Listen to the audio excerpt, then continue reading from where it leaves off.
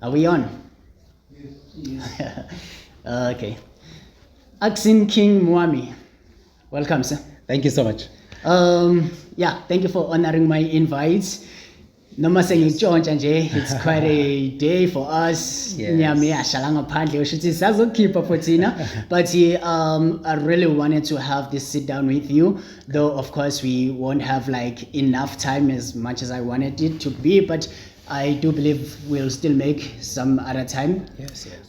But wasn't gonna let you go just like that after such an amazing training that we've just had. Maybe briefly before we even get to many things, for someone who's wondering right now viewing this video, esibuza ukuthi ubani lo Mr. Ohleli noLebohang? Who is Mr. Ackson King Mwami? Yeah, no. That's a $1 million question, right? Oh. Always, my name is Ackson King Mwami. I am an accredited assessor, I'm a facilitator, but more than anything, I'm a management trainer who's specialized with your strategic planning, specialized with policy development. Yeah. And one of my passion is governance, risk, and compliance. So I help organizations to ensure that they get ready for creating systems that are sustainable within an organization, and also just organizing their 5, 10, 15-year plans. Okay. Yes. Wow, that's $1 million answer. Today, what I really wanted us to talk about, mainly after noticing from the training what I've managed to get, Oguti, training was focusing on workplace preparation, which you were facilitating. Yes. And I was like, there are so many people I know, young people, who have so much potential, but they struggle to get where they're supposed to go because of like smaller nyana things, man. And these are the things that we got a chance to be equipped with. Maybe on this video, I would like us to focus on being intentional with personal development, building a character that will allow you to just maneuver the career that you aspire to. Yes. So I would like us to take us through such. You mentioned that you work with organizations, and I'm sure you are exposed in such things of interviews and all of that, and you've noticed, what's that gap, or rather what is it that is stopping the young people from like realizing their full potential? Yeah, look, and I think you've put it very, very well, that it's small things that makes us miss on great opportunities. Small things makes us miss big opportunities. And one of it is we've got a lot of young people who are eager and ambitiously collecting information. Yeah. But no one is really facilitating that information and turning it into valuable knowledge. There's a difference between having information and then coordinating that information you have into value in terms of your knowledge. I'll give you an example. Yes. It is public information that if you're applying for a post at a government institution, you need to fill in a Z83. Yeah. Everyone knows that. But not everyone goes back to ask, how do I fill a Z83 correctly? Oh. So the information is, you fill in, people will tell you, hey, there's an opportunity, please, at a certain department. Yes, tell Z83 and apply. That's information given to you. Yeah. But then Lebohang just runs with that information without sitting down to say, okay, I've acquired this particular information that contains an opportunity within itself. What is the knowledge I need to know? How do I ensure that the Z83 is filled in correctly? Yeah. That's number one. Now that becomes knowledge. Number two, what is it about me that I have will be able to present me, to acquiring this post that they're advertising for, and how can I be able to market myself on paper? That means on your CV, on your cover letter. Yeah. And also, how do I prepare for an interview for that opportunity? Now, that is now what you call coordinated knowledge. Okay. So we've got a lot of us young people that we run for opportunities. Opportunities are given to us. They come to us as knowledge. But I think one small gap that we lack is really a moment of reflection where we can turn information that we get into valuable knowledge so that it can work to our advantage. And that is where now you mention the power of personal development comes in. Because what personal development does, it helps you grow holistically. Okay. It helps you create that personal awareness of what you are capable of doing. So I always say, discover, develop, deliver. That is personal development. Discover, develop, and deliver. Discover your passion. Okay. Develop the character that will align to that passion. Yeah. Deliver it in the form of value. Oh. It's a process. Now, it sounds like 3 simple words that we are used to. But did you know it takes an average person at least 10 years to discover themselves fully? Jesus, do we even have that time?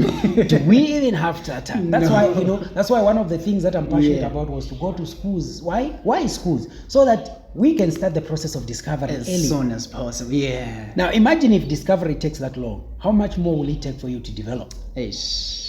Imagine now you discovered that one of your passion is to do podcasting. You're gonna have to reserve another few years for you to develop that skill, for you to be one of the best in the country. Yeah. For you to be able to deliver. And in that development, we are not saying staying home.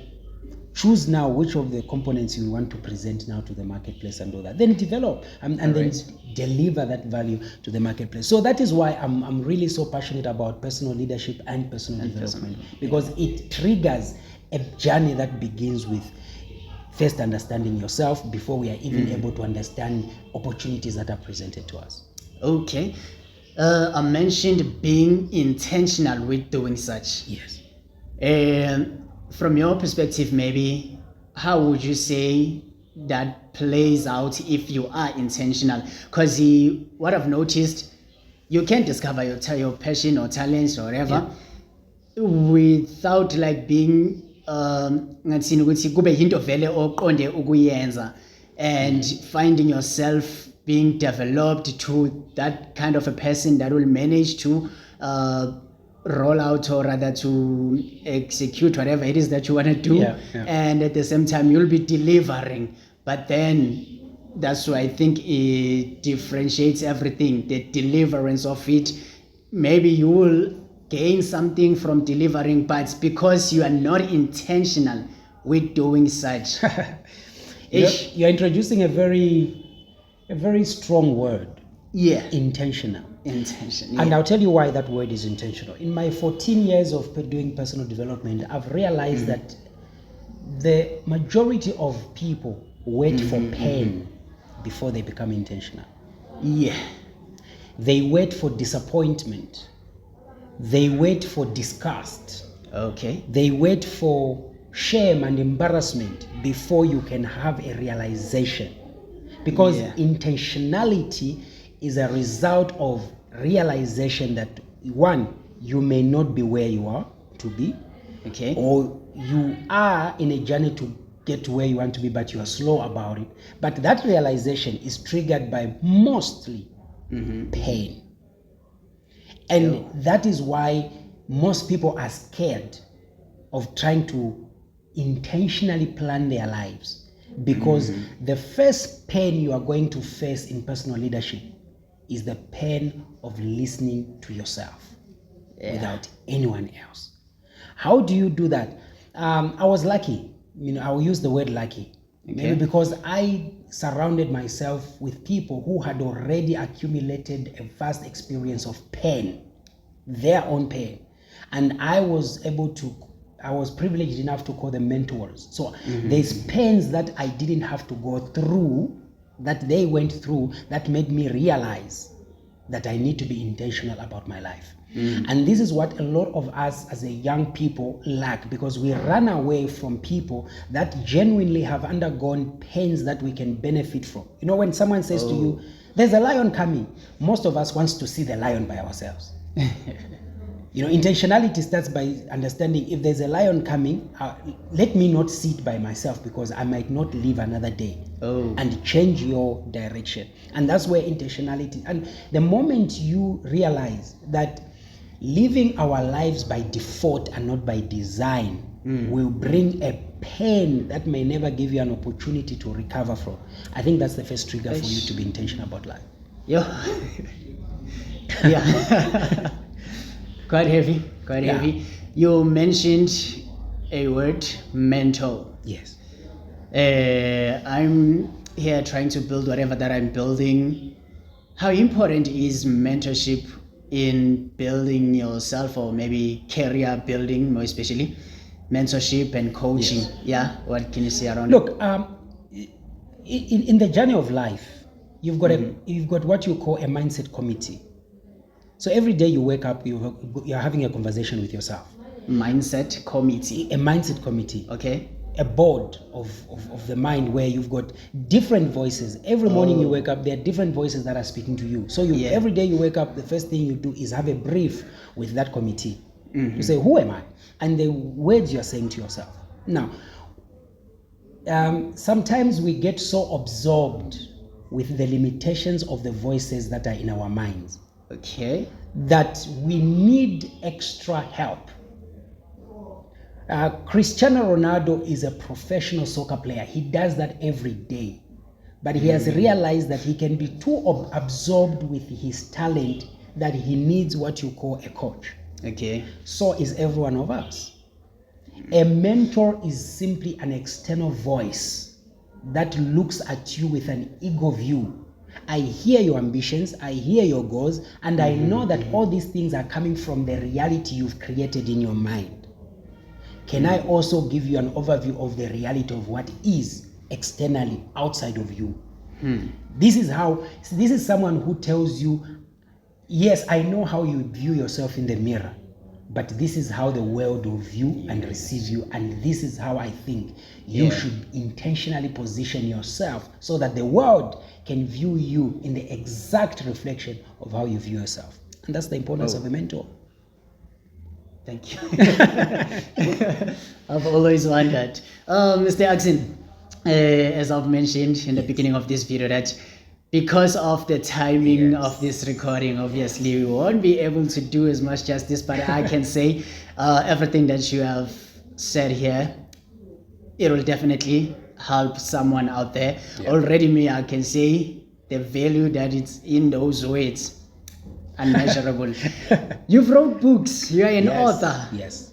Please tell us about that. Yeah, look, I mean, when you dive into the ocean of a lot of information and you acquire the skill of now coordinating that information into knowledge, one of the things that will come naturally is the passion to want to share with other people what you are learning. Oh yeah? And I think that is how my journey of writing books started at the age of 21 when I wrote my first book called I Interviewed God, which is the title alone. The title alone. Want to know what's in that. And I Interviewed God is 21 questions I've been meaning to ask God. And one of the questions that came there, we were talking about being intentional. One of the things that made me realize intentionality about a certain component of my life was when I lost my mother. Okay. I didn't realize how painful the experience would be until I was in the experience, and it triggered something within me to share how to navigate through the pain of grief, the pain of loss, but also the pain of confusion when you are growing up as a young person. One of the books as well that I've written is called I'm a Success Addict. We've got a generation of people that are addicted to alcohol, addicted to sex, addicted to pornography, addicted to drugs. Yeah. But the same adrenaline that you are using to escape life using all these other things, we've got people that are addicted to success, pursuing things that add value to either them, their families, or their communities. How do you navigate through the journey of personal development enough for success to be a drug that you're addicted to? Goodness. That was the second book. I've written a book called Promotions, a workplace mentorship book. One of the things that we were doing now. I'm passionate at how to develop simple gaps that young people really neglect when they get into the workplace. Oh, yeah. Just the way you speak to your boss can determine the future, your financial future. Not what you qualified for, but the way you are. One of the greatest currency in the world is the currency called conversation. Okay. And that book I talk about how do you use the currency of conversation in the workplace to display your value. I've written a book called Apology Accepted. Forgive life, forgive others, forgive yourself.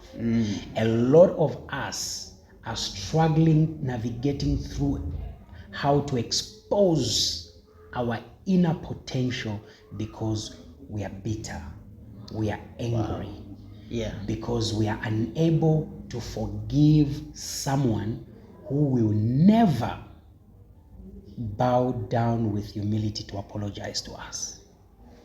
Yeah. In that book, I talk about how every unforgiveness you harbor is a victory for the person who has hurt you, because the ultimate objective of bitterness is that it turns you into becoming the person you don't like. So that is one of the books that I've as well written. I'm now publishing the new book, Dinner with the Devil. Whoa. From questioning God to having a dinner with the devil. I just love having those controversial titles, right? Yo. And one of the things I'm looking at in the book, Dinner with the Devil, is that the voices in our mind. Oh. I spoke to you about those voices. There are days where you wake up with an angel voice that's telling you are able to do it. Yeah. But there are days, you and me know that there are days where you wake up and there's this guy that visits you with a slow, smooth voice telling you your age does not allow you to achieve Yeah. this. Why are you bothering yourself with this? Why are you going Who on about cares? this? Who cares? What if you buy that expensive dream car that you want to buy, and the first day, the second day, you get involved in an accident? Hey. This life, after all of us are going to be buried 6 feet under. Now, Dinner with the Devil is me having a conversation with the villain voice of our minds, and be able to question it and say, why do you really want us to come there? And then one of the beautiful things just out of that book is that we do not know how much permissions we give to circumstances that are happening in our lives by simply conversating about them, speaking them out aloud, and the wrong introduction of our identity to the universe and to ourselves. My goodness. Yo, I don't know if I got the number right. 5 books? 5 and more books. Those are 5 I've published. Or 5 published, yeah. And there's more that I still just need to put together so that they can be published. Jesus. I've written a book, The Kingdom Couple, that has been published. The Kingdom Couple book is a book about relationship. Date intentionally, marry right. All right. The person you are dating is a stronger voice than your ambition. Be careful. Mr. Ackson. Yes.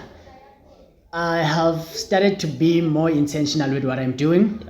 Of course, doing what we are doing right now, having to record this podcast, for it to be what one would say easy to receive out there, it needs me to invest in it. Yes. I have committed myself that I'm definitely going to invest in making sure it's from the production of what I'm doing. Yes. Everything, it is as quality that I can manage to provide.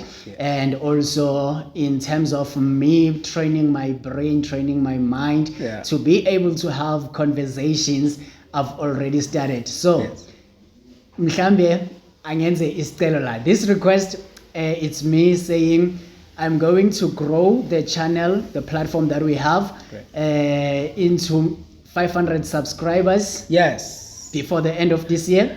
And once I reach that number, I need you back on the platform. For sure. And please, I want you to give me a series of episodes whereby we will be going through your books. Each book will have each episode, its own episode. I hear you. Look, I mean, you have put a goal, and I will hold you accountable to that goal. But I know that the moment you achieve that goal, come back to me. I will put out everything that I am supposed to do to just create time for this episode. Thank you, sir. I appreciate it. Thank you so much. One will definitely get to take out or rather take away from this video. Thank you very much for your time. Inyama inuka kamnandi la ngaphandle Asambe siyodla. Ladies and Thank you so gentlemen, much. here you have it. Great. It is LCN podcast. Until next time, phuzi batube grand mntana sekhaya mina lami igama uLebohang, and of course babaratang sekhuwa barikina Mr. LB WOHNG. Yes. Thank you. I appreciate it. Yo, thank you. You're probably asking yourself, ukuthi ithola kanjani incwadi zakhe? Very easy. Just check out Ackson King Mwami in all social media platforms, and you can also drop him an email at mwami@gmail.com. Make sure ukuthi uyayithola now.